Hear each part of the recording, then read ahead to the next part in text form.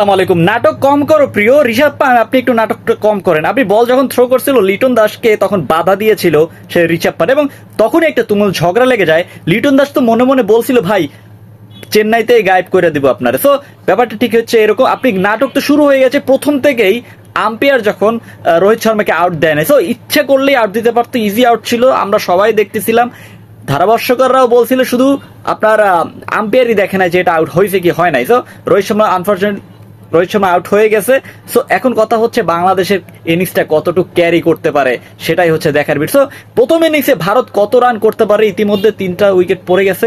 প্রথম ইনিংসে ভারত কত রান করতে পারে প্লিজ কমেন্ট করে জানাই দেন।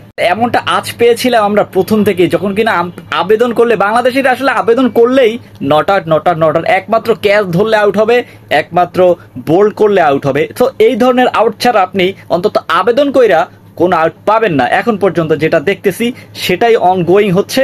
সো আপনি কি মনে করেন, আম্পায়ারের সিদ্ধান্তগুলো কি ভালো লাগতেছে আপনাদের? প্লিজ একটু কমেন্ট করে জানাই দেন, তো আমিও তো জানতে চাই আপনাদের মতামত। So please comment first.